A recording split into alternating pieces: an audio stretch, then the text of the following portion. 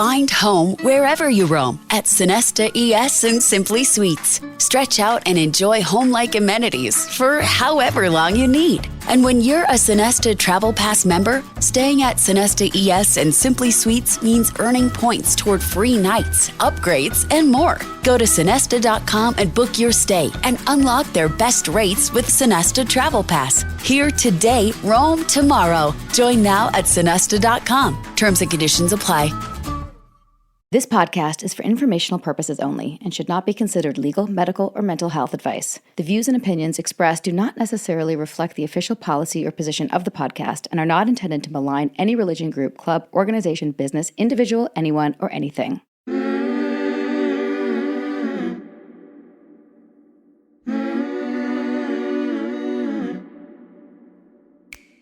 I'm Sarah Edmondson. And I'm Anthony Nippy Ames. And this is A Little Bit Culty. Cults are commonplace now. From fandoms to fads, we're examining them all. We look at what happens when things that seem like a great thing at first go bad. Every week, we chat with survivors, experts, and whistleblowers for real culty stories told directly by the people who lived through them, because we want you to learn a few things that we've had to learn the hard way.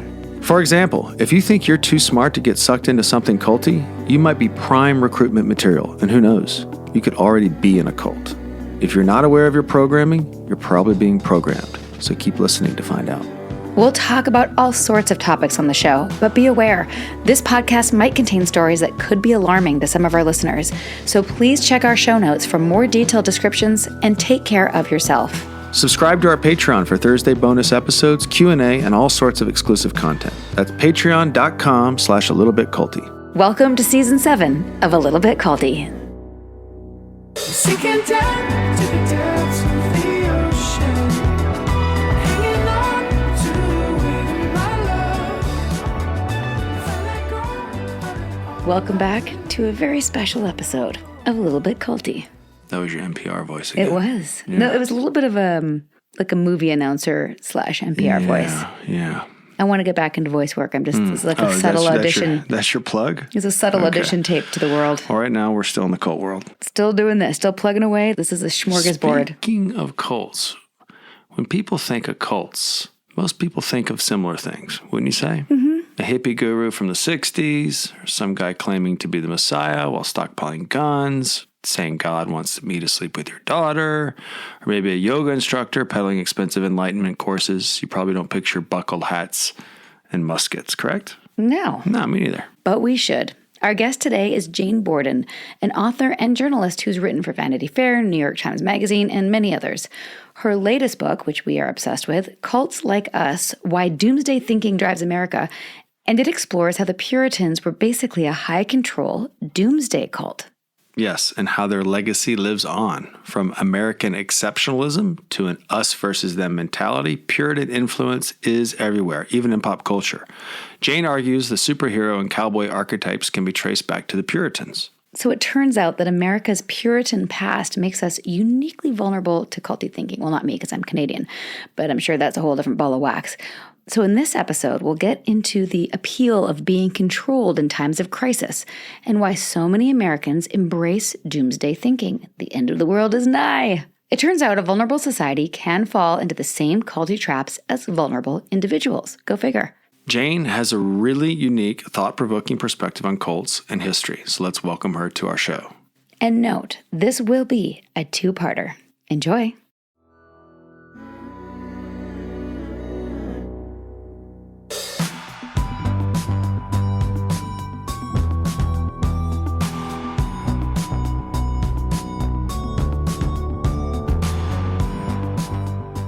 Jane Borden, welcome to A Little Bit Culty. Thanks for having me. I love that we have matching translucent hipster glasses. I lose them all the time because when they're off, I can't see them. Yes, it's a problem. I feel you. When you first reached out and I saw the press sheet for your book, I was like, oh no, we have a lot of overlap. But truthfully, it's not as much overlap as I thought.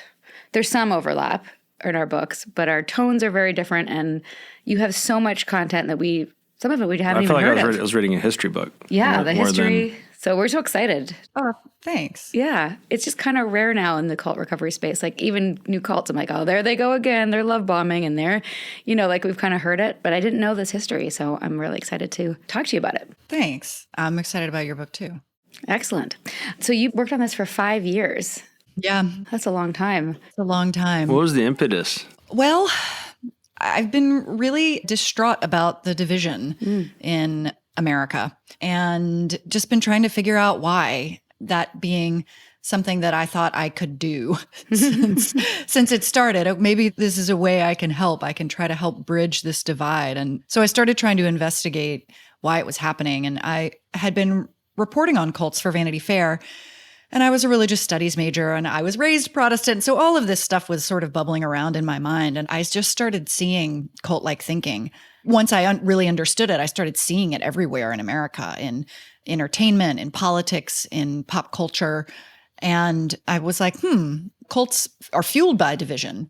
Yeah. So these things have got to be connected. And I just started digging and pulling the thread. And eventually one day it dawned on me that the Puritans were kind of a cult. They were basically a cult.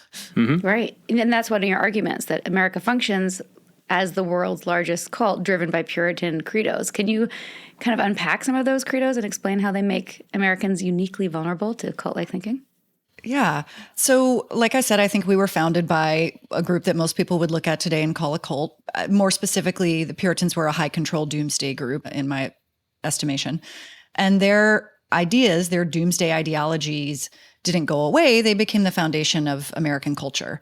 And so, for example, our desire for a strong man to come and rescue us, our knee-jerk anti-authoritarianism, our tendency to worship the wealthy and punish the poor as sinners. All of these things come from the Puritans. The grace-nature divide, the idea that the self is split, that there's grace that comes from God and that nature is evil. These things are, as I said, at the foundation of American culture in ways that we don't recognize or acknowledge. And as a result of that lack of awareness, we are vulnerable. We're credulous to con artists and cult leaders and demagogues and would-be autocrats. And I think we're seeing a lot of that today. Do you think it's proprietary to American culture, or do you think European cultures have it too, or the origins of it might be European or wherever? I don't know how far back it goes. Certainly. As you all know, cult-like thinking is all over the world. It's baked into our DNA as a species, us versus them thinking in particular. I like to say that Homo sapiens have cult-like thinking in our DNA, and then monotheism highlighted that strand of DNA, and then America took that line and turned it into, the founding document for a nation. And every movie and film, and like I'd never heard of the term the monomyth before. The American monomyth, yeah. Can you elaborate on that? Noah Sure. Yuval Harari gets a little bit into that, the myth that everyone has to get behind. So these two scholars, Robert Jewett and John Shelton Lawrence, RIP, whose work is incredible. I found this book. Their work comes from the 70s. The book's called The American Monomyth. I really can't recommend it enough. But basically, they were talking during the Vietnam War, trying to figure out how Americans could be stomaching this violence that was showing up in their living rooms on TV screens for the first time as well. And they eventually found this pattern in American entertainment, which they dubbed the American monomyth. And the narrative that's common is that of a small Edenic-like community that's under some kind of threat, and they're unable to rescue themselves. The police force is inept, the politicians are corrupt, and then suddenly this loner appears, and it's always a guy, and it's always an outsider. Even if he's from the community, he's like an outsider within the community. And he saves everyone through violence. It's always violence. And it's precision violence. Only the bad guys get it. Everyone else is saved. And because of that precise nature, it's cleansing violence and therefore redemptive. And we see this in the Western genre, in comic books, now, of course, in all the superhero movies, all the vigilante films, all the disaster films. It's even in Jaws. It's everywhere. And it makes it really hard to watch TV and film now. It really is hard to watch that stuff. Once you see it, There's no mystery. Yeah, but as Jewett and Lawrence argue that the result of this conditioning that we're getting through our entertainment, through this narrative that we love so much, is that it leads us away from the messy, laborious process of democracy and makes us fantasize and wish for a dictator who will show up and just solve all our problems for us so we don't have to do anything ourselves. Well, one of the things, I think you may have touched on this in your book, and I had kind of awareness of how it lays out a template for you to follow your own, like, what do I call it, like thirst for revenge. Like whenever I watch one of these movies, I watch myself wanting the revenge for the hero. And then how do you not go out into your world with that kind of template that you've been programmed by? So in a lot of ways, you don't have a chance. She's like, yeah, that's my thesis. Yeah, you don't have a chance in a lot of ways, Yeah, we're being conditioned. And it's very tempting to vanquish your enemy rather than find some way to have a conversation with them, And so that very first enemy of Americans, and by the way, I'm Canadian, but I live here now. We're indoctrinating. I want to ask you about that. Canada's immune to all this, by the way. My grandparents were British aristocracy on one side. So I have some very interesting templates in my DNA, but that's not relevant right now. But I am fascinated by the history. But so the first enemy of the Puritans were the British, because they had to rebel against them and cut those ties and then establish their own. And then An empire. And then what happened? Can you give us the brief history of the last 400 years? If you don't mind, in relation to cults. Can I add a caveat there? Because I had this when I was thinking it's related to what you just asked. I drew the parallel of I remember there was this whole poll about who would go to Mars. It was 5 years ago, and 85,000 people signed up. And I remember thinking, why would you want to go to Mars? In the similar sense of why would you get on a boat for 3 months and go to the United States? So I imagine not only are you getting the Puritans leaving, but you're probably getting people that were a little bit desperate and maybe a little bit extreme to just go, I'm going to get on a boat for 3 months. So you filtered it for a certain kind of person to come here and start a country. So I'm reluctant to say the crazies or the people that are extreme would get on a boat and do that, or the desperate. So yes, the desperate for sure. And as you guys know, that's when people join a cult, is when they're desperate. And that's when they fall for cult-like thinking at the society level. Also extreme. So the Puritans and the Pilgrims before them were extremists. They were radical Protestants. At the time, they were called hot Protestants, which I love. And they were different, of course. The Pilgrims were separatists, and the Puritans, and they weren't called that at the time, and the Puritans were called that. It was an insult. They didn't call themselves that. But the Puritans wanted to purify the Church of England. So in the Reformation, Protestantism was developed. The Church of England set itself up to be distinct from the Catholic Church, but the Puritans thought they weren't distinct enough. They hadn't purged enough remnants of Catholicism, and therefore Jesus wasn't going to come back. And the Pilgrims were like, there is no way to purify the Church of England, be done with all of it. And that was treason, because the church and the state were one in England. And so the Pilgrims fled because they were being chased. They first were in Holland, and then eventually they came to Cape Cod in 1620. They were headed for Staten Island, another detail I love. They got way off course. And then Cape Cod, of course, is much colder than Staten Island. And that's mostly why within a few months, half of them were dead. The number of adult women eventually shrunk to 4, which is, as an adult woman, a terrifying prospect. Yeah. And then the Puritans started coming 10 years later in 1630. And yes, in both colonies, about half of the people there were not necessarily hot Protestants, although they were all, for the most part, Protestant, being that was the national religion at the time in England. However, the radical Protestants held the power and defined the culture in both of those communities. And although they were distinct, their commonalities are what I'm interested in, and that's really why I group them together. The radical Protestantism is what was so culty about them and their ideas, specifically the doomsday nature of it. Mm-hmm. So certain factions of the Protestants in England had become obsessed with the apocalypse and doomsday thinking, and they were starting to make predictions about when it would happen. And, the Pope was the Antichrist, and all of these things needed to be done in order to get the church to the point where Jesus would return. It was all about bringing Jesus back, which, as we've already alluded to, is when you get to see all your enemies vanquished and when you're chosen to go up to heaven. And it wasn't just about being chosen and rescued. It was also about seeing your enemies punished. And that is very American to this day. We want to see the bloodshed. It's ancient Hollywood right there. Mm-hmm. That is the template right there. Mm-hmm. Right? It's the book of Revelation. No, it's every book. We can't stop retelling that story. We're obsessed with it. With the 144,000 saved, which now I only know about from doing this podcast, not from reading the Bible.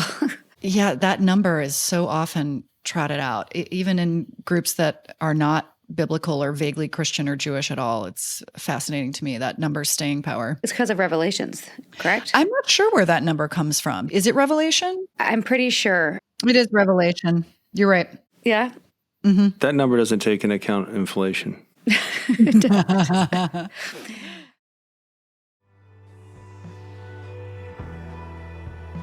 This podcast wouldn't exist without our fantastic, supportive, generous patrons. Come find us over on Patreon. We're at patreon.com/alittlebitculty. Go there for bonus episodes, exclusive content, and the occasional Zoom with our fan favorites from our past episodes. Subscribe now and join us. That's patreon.com/alittlebitculty. And now, a brief message from our Little Bit Culty sponsors. Remember, when you support our sponsors, you support our podcast. You know what I love about the summer? Being able to escape into a backyard that really feels like us. Nippy and I are all about making our outdoor space this cozy, eclectic oasis this summer. Think boho vibes with a touch of southern charm. Wayfair is our personal go-to for turning that vision into reality without breaking the bank. We snagged gorgeous little wicker conversation set and some funky planters from Wayfair, and I am obsessed. The set's just perfect for casual podcast brainstorming sessions while sipping an iced matcha. And those planters, they're bursting with herbs. Yes, I have a herb garden, herb, whatever you want to say, giving our patio some serious personality. And also, who doesn't want fresh herbs on their patio? I do. Shopping was a breeze. Wayfair's huge selection had everything we needed, from Adirondack chairs to string lights, all in one place. I was shocked to find a pergola that fit our budget. Free delivery on big stuff sealed the deal. Fast, hassle-free, no surprise fees. And now our backyard feels like a mini resort, ready for summer hangs. Wayfair's got something for every style, whether you've got a tiny little balcony or a sprawling deck. From hot tubs to outdoor rugs, they make it easy to create your dream oasis. Don't wait. Make your outdoor space your dream oasis today with Wayfair and enjoy it all summer long. Head to wayfair.com right now to shop a huge outdoor selection. That's WAYFAIR.com. Wayfair. Every style, every home. Okay, my friends, picture this. Your weekly meals planned, groceries picked, and all of the stress of dinner time gone. That's what Hungry Root does for us, and we are obsessed. Their smart cart technology fills your cart with personalized picks and recipes, over 15,000 options, many ready in 15 minutes or less, and it gets smarter with every order. It's like having a personal shopper who just totally nails your vibe. After taking their quiz, my shipment arrived with high-protein chicken skewers, yum, salad kits, obvious choice, and these amazing chocolate coconut snacks to die for. It's just perfect for our family's varying tastes and also our health goals. Hungry Root's quality is top tier. No hormones or antibiotics in their meats. No sketchy additives like high fructose corn syrup, gross, and brands I trust like Vital Farms. Plus, their best price program saves me from impulse buys and food waste, freeing up time to do literally anything else. My kids devour their snacks, and I love that it fits into my protein goals as well. #perimenopause. And here's the best part. For a limited time, you can get 40% off your first box plus a free premium gift like a protein, veggie, or sweet treat in every box for life. Just go to hungryroot.com/culty and use code culty. That's hungryroot.com/culty with code culty for 40% off your first box and free item for life. hungryroot.com/culty, code culty. Make mealtime effortless. Trust me, you'll love it. You've heard from our sponsors. Now let's get back to a little bit culty, shall we? Okay, so back to the history. And you cover a lot, and we want, obviously, people to read the book. It's really fascinating and pulls together a lot of things that, some of which we've discussed on our podcast, some of which we've not, but it almost like it weaves a tapestry that just pulls everything together in a really interesting thesis, which I loved. That becomes a through line for almost any ideology. What's the appeal of doomsday thinking?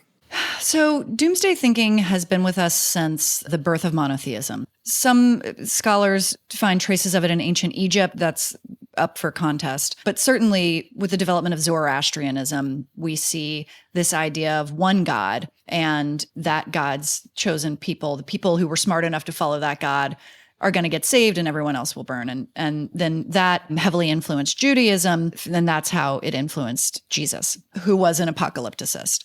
And the staying power of apocalyptic thinking is that it gives people hope. People who are being oppressed will grasp at this idea of divine rescue. And that's not always a bad thing. As I said, it's been shown to give communities hope. It bonds communities together. It helps them find a way through struggle and oppression. The problem is when the threat or the oppression is manufactured, right? And then you're just manipulating people because we are latently indoctrinated into these ideas of divine rescue. And usually the reason to manipulate people is to exploit them. And so that's why I focus so much on the vulnerability of Americans as a result of our latent indoctrination into these ideas, because I see us being exploited again and again and again. And as you know, anyone can fall for a cult, and anyone can fall for a cult-like thinking at the society level. And so even these ideas I trace from the Puritans, for example, worshiping the wealthy and anti-authoritarianism and anti-intellectualism, et cetera. Even those ideas themselves are not necessarily problematic. Sometimes they are. The problem is when we get exploited by them. And so my goal in pointing them out is to show the magic trick, right? Because I think once we can recognize it and acknowledge it, we'll stop falling for it. Totally. That is one place where our books overlap, is that we both want to inoculate people. And you're doing it through history. We're doing it through our sharing our survivor stories. And I think it's so important because once you see the magic trick, and ironically, by the way, I have to just say, I don't know if you know this, in the Nexium curriculum, that was actually in the module. Do you remember that, Neppy? It was in the module about what they called shifting. Do you like magic tricks? Do you like magic tricks? You do it. Do your impression. No. It's not a great impression. The gist of it is there's a module that actually starts off, do you like magic tricks? Yeah, and basically what they show is the con. But we thought we were learning it so we could see it out in the world. We didn't know that Keith was showing us what he's doing to us. Well, it occurred to many people. Jane, you'd be interested in this. It occurred to a lot of people that wait, how do you know Keith's not doing it to us? So that was kind of the beauty of his con, is he gave us the con, and it kind of made people disarmed and unassuming that he would be giving us the playbook to something he might be doing to us. So there was a lot of people that were like, wait, what if Keith's doing the same thing? I never had that thought. We talked about it. Well, not till later, but I was already hooked. It occurred to me. I just didn't see it. They almost always tell us what they're doing. Yes. Yeah. And that's what I found out when there was videos and books about it. When we educated ourselves after the fact. So you just sort of said this, but just to piggyback off what you said, that our Puritan roots make us more susceptible to cults and culty thinking. Where does American exceptionalism fit into this template? When did that start? Chosen nation, chosen people started from the jump. So the Pilgrims and Puritans came here for the most part because they thought they were outrunning Armageddon. So they thought that God was about to rain down terror and punish England because England had failed to remove Catholicism, essentially. And so they thought the end is coming, the end is near, it's any day now, let's get out of here because England's going to burn first. However, it wasn't long before they thought, actually, we're carrying the true church with us across the seas to America. So it's not just that America was conveniently provided to us as a place to escape to. America is also this chosen nation. God wants us to save the true church, bring it here, develop it here. And of course, they also thought they were saved. They were quick to qualify that with, we don't actually, no one can know who's saved, because they believed in predestination, that God had already chosen who wouldn't go to heaven. and there was nothing you could do about it.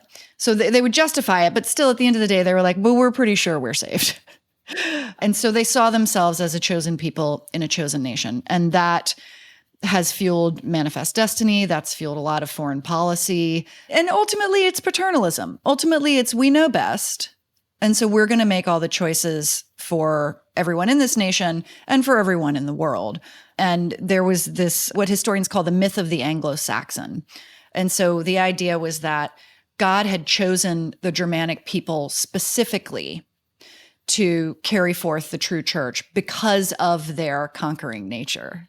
So he didn't condone their warmongering, but there were all these other qualities they had, their courage, and those qualities justified essentially the warmongering and all that because that's who God needed to carry the true church. And so first they came from Germany and ended up in England.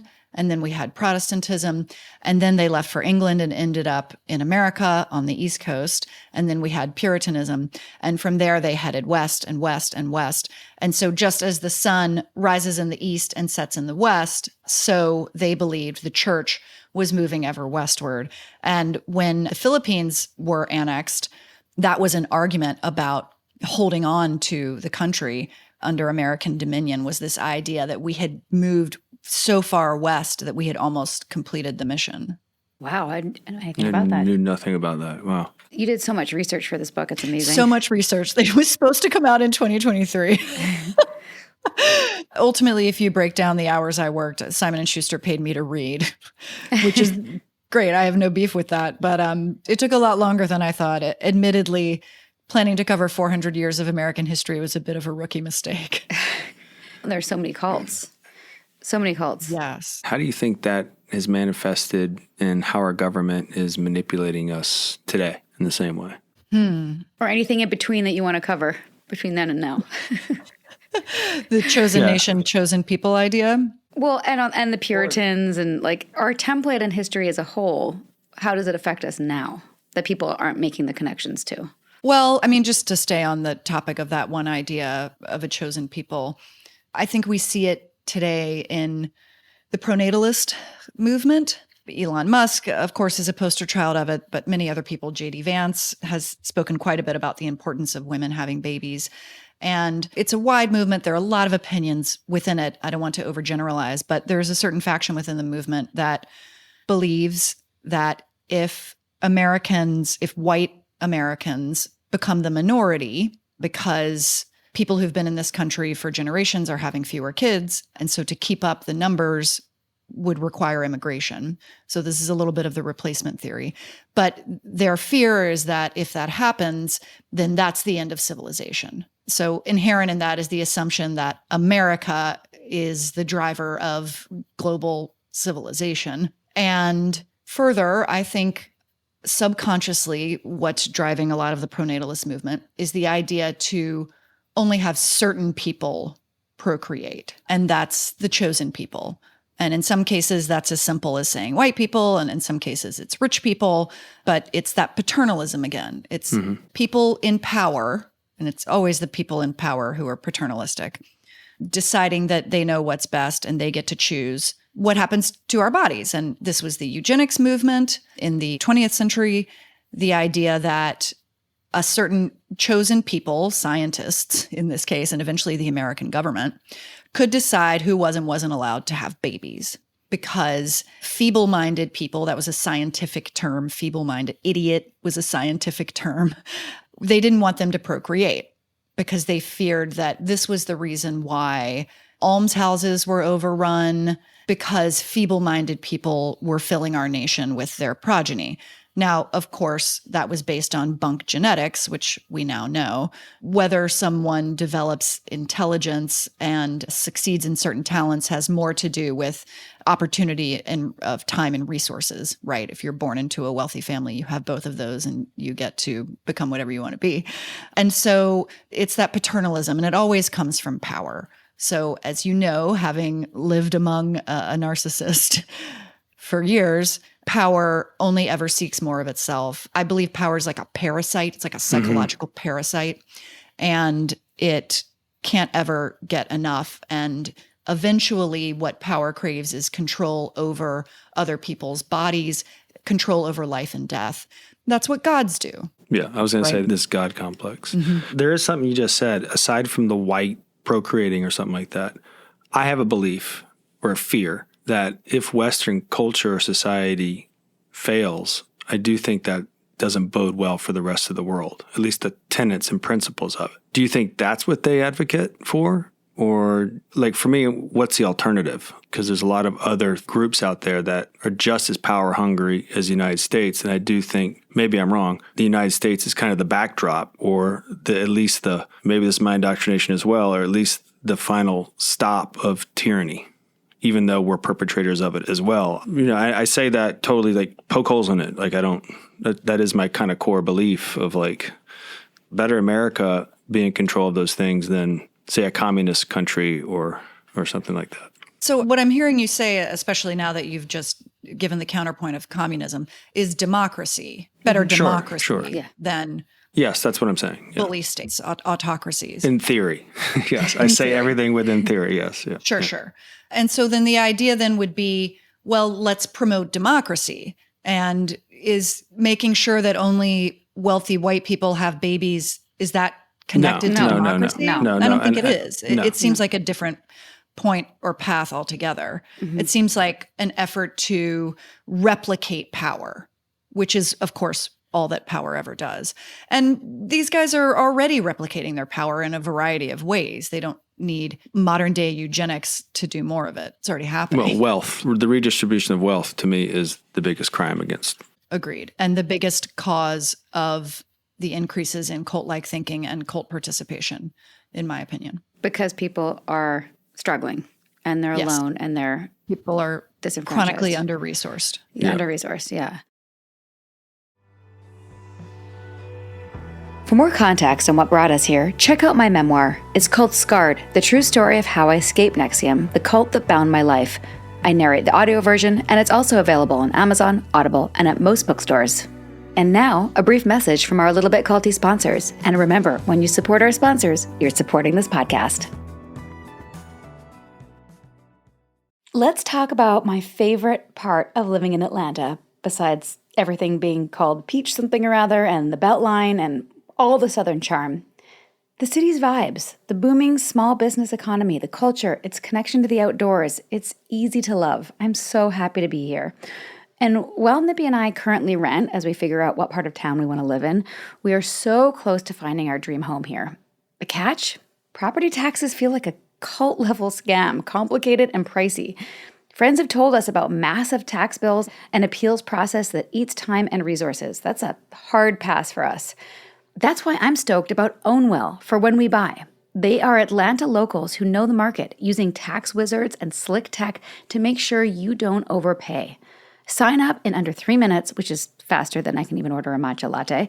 You'll get an instant savings estimate, and they handle everything. No stress, no hearings. 86% of customers see a reduction in their property taxes, averaging $1,102 in savings. That is amazing. Sign me up. No upfront costs, and their savings or free guarantee means you only pay if they save you money. For us, it's peace of mind knowing we'll pay what's fair. So, Atlanta homeowners, or soon-to-be ones like us, hit up ownwell.com. Sign up in 3 minutes and keep your money where it belongs, in your pocket. That's ownwell.com. I think the cat's out of the bag that we absolutely love via hemp.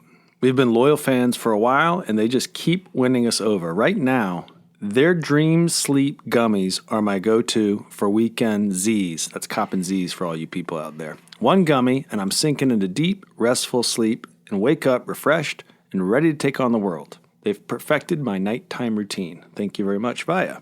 Trusted by over 500,000 people, Via's redefining wellness with lab-tested, high-quality hemp products from American farms. Whether you're chasing relaxation, focus, or a mood lift, their gummies and drops range from 0 to high cannabinoid levels to suit your needs. Their product finder quiz is great to take too, suggesting products that jive with your needs. And if you're not into THC, no sweat. They've got CBD Zen Sleep gummies to jumpstart your bedtime routine. If you're 21 or over, head over to viahemp.com and use the code Culty to receive 15% off, free shipping on orders over $100, and free gift with your first order.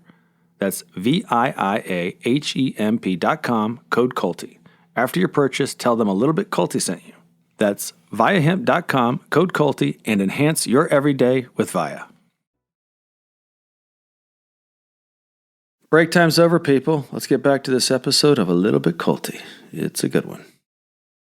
I was fascinated by the work that you did about power, specifically in regards to the science behind the psychology. Can you elaborate on what you learned about power and empathy? So I relied heavily on the work of Dr. Keltner and his research into power and the psychological effects of it, as well as some other researchers. But the basic idea is that the effect of power on a person, it causes them to widen the spectrum of what they deem to be acceptable behavior. They give in to their impulses because they lose filters to, is that okay to do that? You know, they lose that question process. And because they're surrounded by yes people, no one's telling them they can't. And so the spectrum just gets wider and wider. Power decreases empathy because it causes someone to focus more on themselves. And so attention is a limited resource. You only have so much attention you can pay in a day or whatever it is. And if you're focusing more on yourself, you have less attention to focus on other people. This is a problem because focusing on other people is how we develop empathy. And that's because the physical precedes the emotional. So if I'm looking at a friend of mine who's telling me a sad story and her face is sad, my body will physically mimic her expressions. That's all we do is mimic each other. There's videos of people having dinner together and one person puts their hand on their face and then the other person doesn't. And one person crosses a leg and we can't help it. It's what we do. We evolved to. And so when I'm talking to my friend and she's sad, my facial muscles mimic hers and then I feel the sad emotion too. So the physical precedes the emotional, and that's how I feel empathy for her. Well, if I'm not paying attention to her, then my face is not going to mimic her, then I'm not going to feel her sad. And so that's the mechanism behind why power diminishes empathy. And of course, that's a problem. So the powerful people are also just too busy to even stop and connect is part of it, I'm imagining. Their attention is pulled to other places. And this is just something we've noticed that some of the cult leaders that we've studied on the podcast, it seemed to have set out from the start to exploit people, whereas other people had a good idea perhaps and the power got to them and then slowly their empathy eroded. So that explains that for me, which I could kind of imagine. I always just said the power got to their head, but like more specifically, that's how it happens. Sounds like their empathy erodes and they fall prey to their impulses. Yep. Don't check themselves. Yeah. And then they start to get paranoid and then the us versus them increases and then the people are coming for them, which they might be.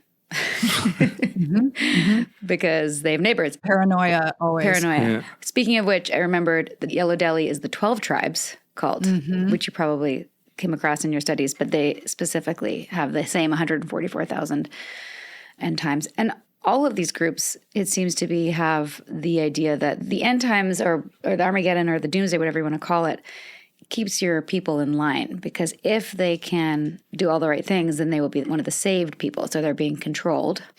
So tell us what you learned about control and how is that easier to do when people are living through a hard time in a society? We all desire to create control out of chaos. We desire an ordered world, and that's very much a part of our species. This is why I believe income inequality is the driving crisis that's fueling cult participation increases and cult-like thinking, because there's little that can cause your world to wobble more than a lack of resources. That's basic human needs.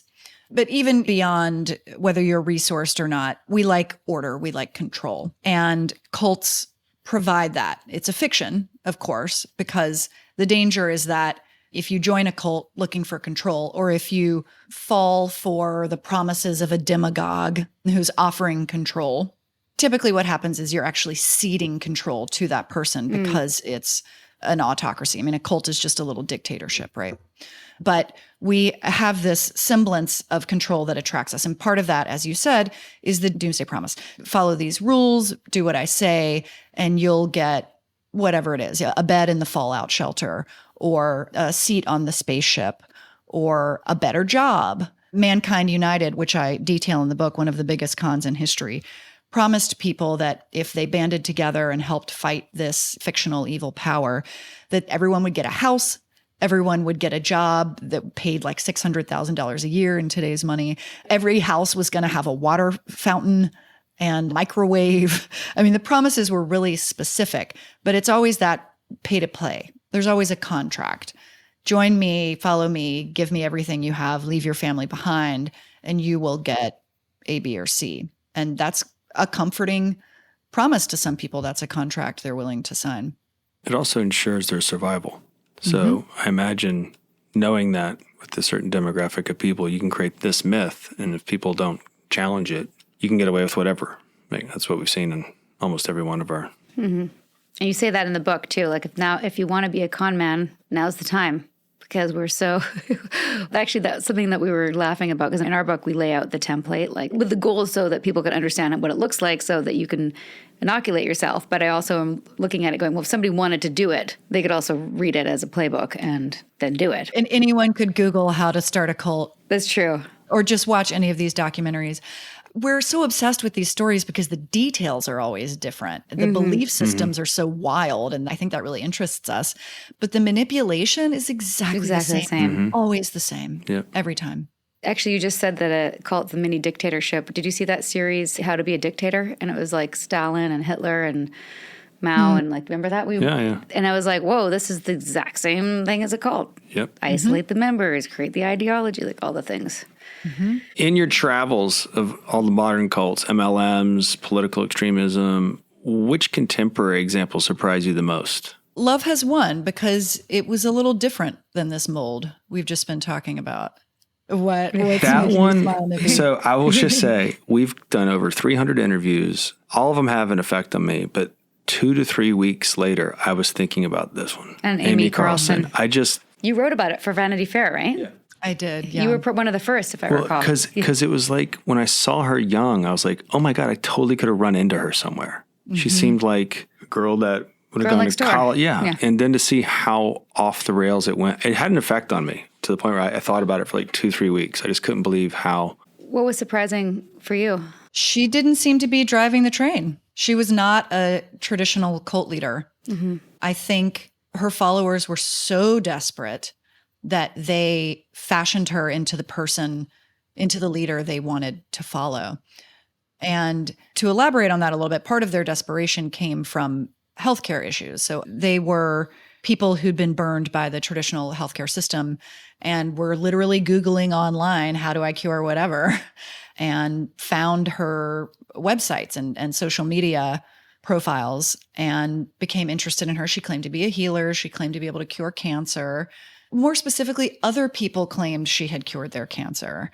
And I interviewed Andrew Profaci, who was one of her father gods. There were several. Father God number 2? I think he was number 2, Okay. 2 or 3. Yeah. But he said that there were times when he was able to convince her, you're not God. And she would say, oh yeah, no, you're right.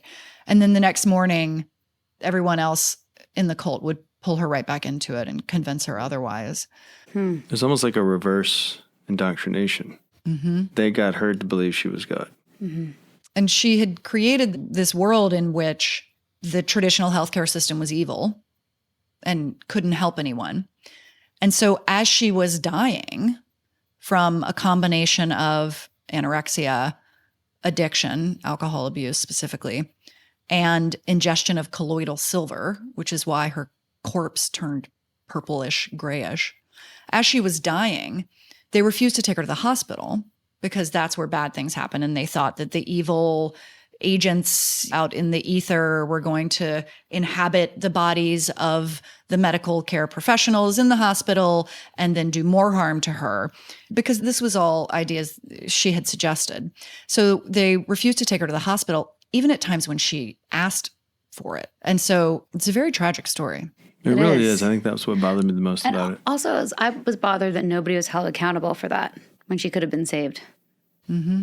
I don't know if this is a rabbit hole that you want to get into, but one of the things that I really loved about your book was your explanation of the cult apologists and the anti-cultists that occurred before our time in this space, that the cult experts that we know now refer to and make reference to, but I haven't been able to like distill the information well enough to understand what happened.